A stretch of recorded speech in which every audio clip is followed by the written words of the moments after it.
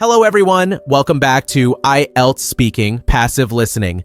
I'm Kevin Wynn, and today we'll be discussing Topic 6, Online Privacy and Data Security. Be sure to check the full transcript and key phrases in the description. In this simulation, examiner Lisa Lee will conduct the test, Olive Wynn will showcase Band 5 to 6, and Mary will demonstrate a Band 7 plus response. Let's dive right into it. Hi there, everyone. Great to have you back for another topic. I'm Lisa Lee, your examiner for today's test simulation. Olive, could you please introduce yourself to our viewers? Hello, Ms. Lisa. Hello, everyone. Nice to meet you again. Today, I'm really excited to talk about online privacy and data security. Hi all, I'm Mary, and I'll be showing you how a Band 7 Plus response sounds. Looking forward to our discussion on how we can stay secure online and protect our data. Great. I'll guide you through the questions just like in a real exam. Are we ready to begin? We're ready. Let's get started. Great. Do you think online privacy is important? Yeah, I think online privacy is, really important. I mean, people share a lot of stuff online, like personal information or, photos. So, it's really important to keep that, private. But, sometimes it's hard because, many apps and websites want your data. As far as I'm concerned, online privacy is absolutely essential in today's digital age. With the increasing amount of personal information we share online, from social media profiles to financial data, it is vital to protect it from unauthorized access. Take, for instance, the number of data breaches we've seen in recent years. This shows how vulnerable we are if privacy is not taken seriously. Ultimately, maintaining privacy not only safeguards individuals, but also ensures trust in digital platforms. Wonderful. Thank you both for your responses. Now let's move on to the next question. What steps do you take to protect your privacy online? I use strong passwords, I guess. And, I also use two-factor authentication on, important accounts, like my email.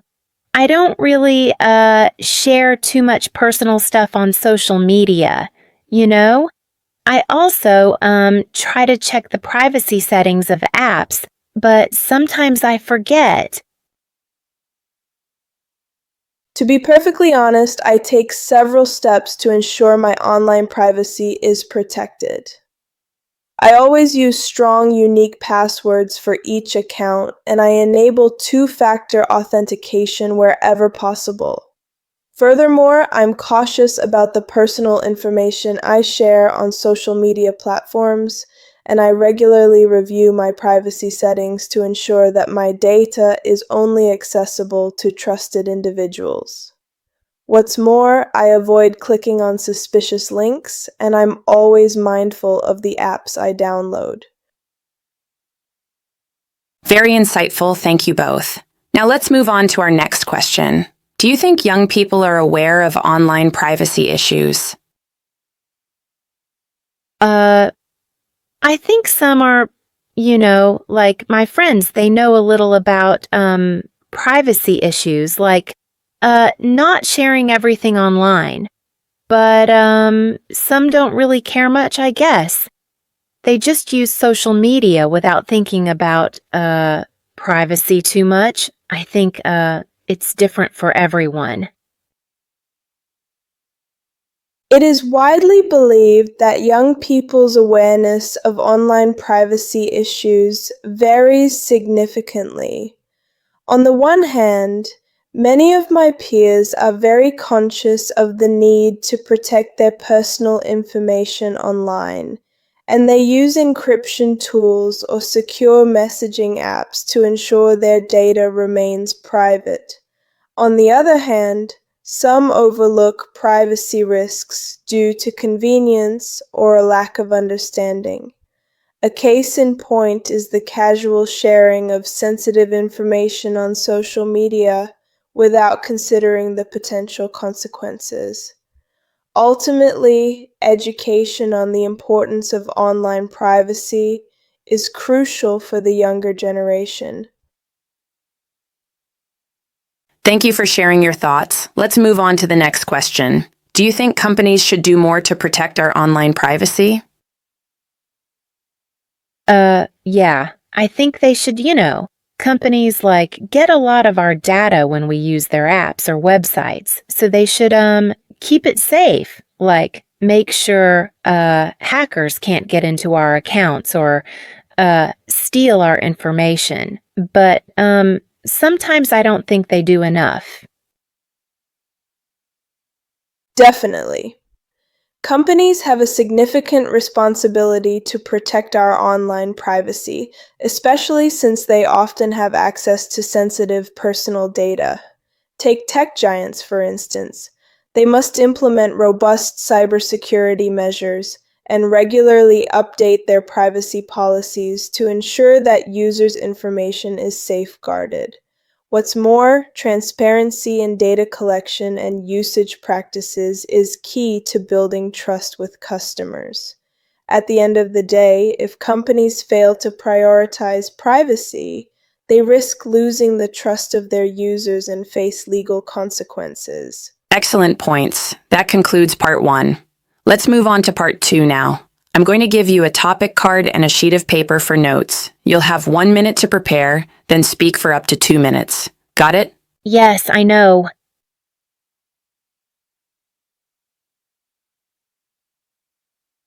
All right, your time starts now.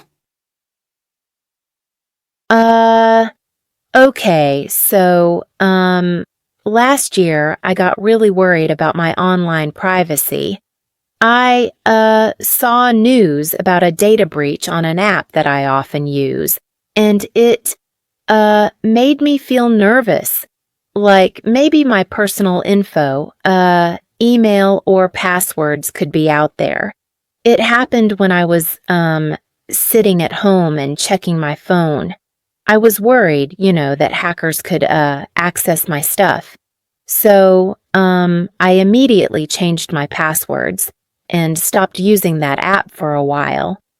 I also, checked other apps that I use to make sure my info was safe.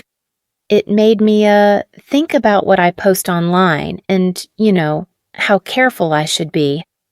I felt nervous at first, but also, relieved because I did something. Now I, check permissions, use stronger passwords, and try to, be more cautious online. It's, really important to stay aware, I think, because anything can happen. To be perfectly honest, I had a moment of concern about my online privacy last year when a major data breach was reported on a social media platform I use frequently. As far as I'm concerned, it was alarming because personal information such as email addresses, profile details, and other account data could have been compromised. This incident happened while I was browsing the news on my phone at home. On the one hand, I felt vulnerable, knowing hackers might exploit my data.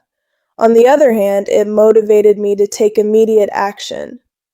A case in point is how I promptly changed my passwords across all important accounts and enabled encryption through two-factor authentication. What's more, I temporarily stopped using the app until the company confirmed their safeguards.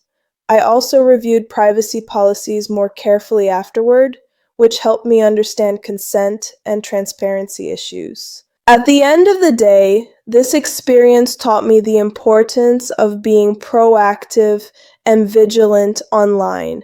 It has made me consistently check app permissions, avoid sharing sensitive information, and prioritize cybersecurity in all my digital activities.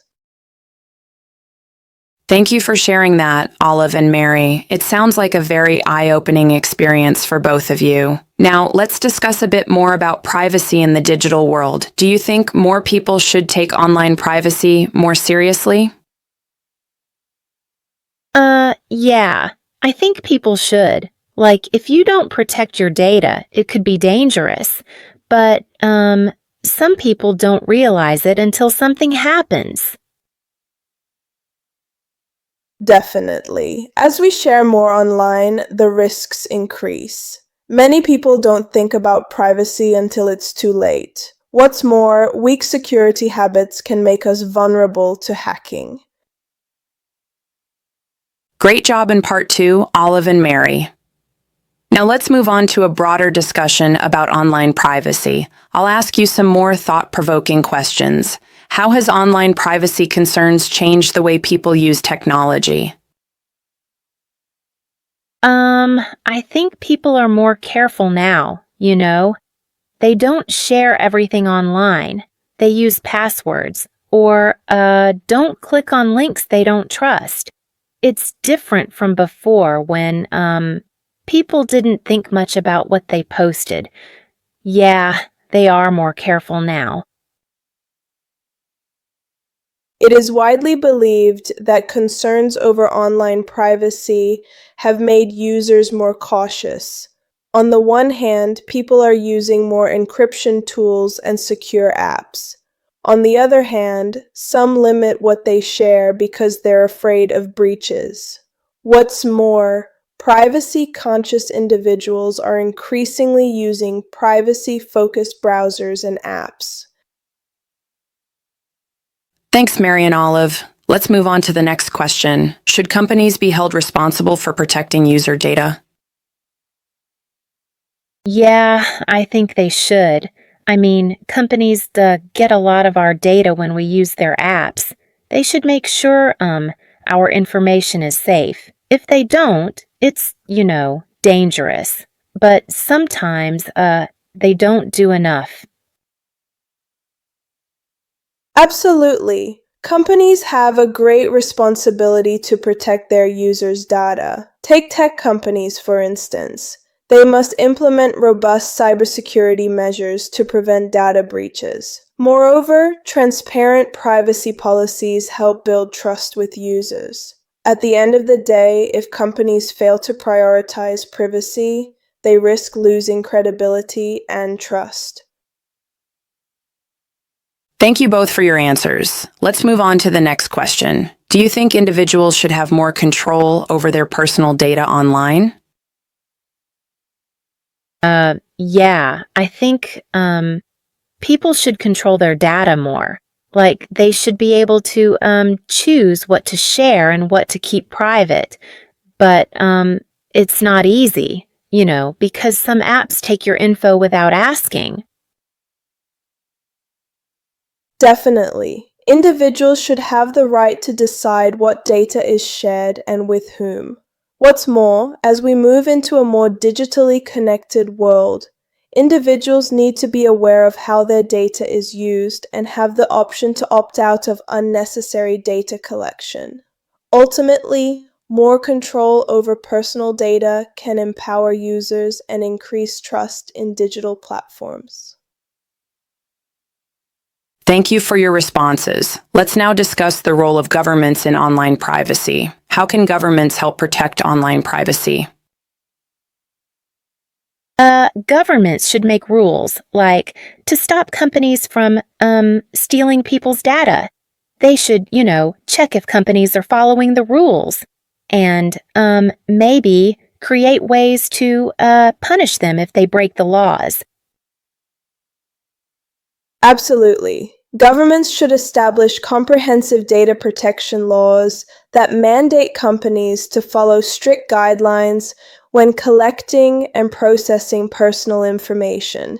Take the European Union's GDPR, for example, which enforces transparency and gives individuals more control over their personal data.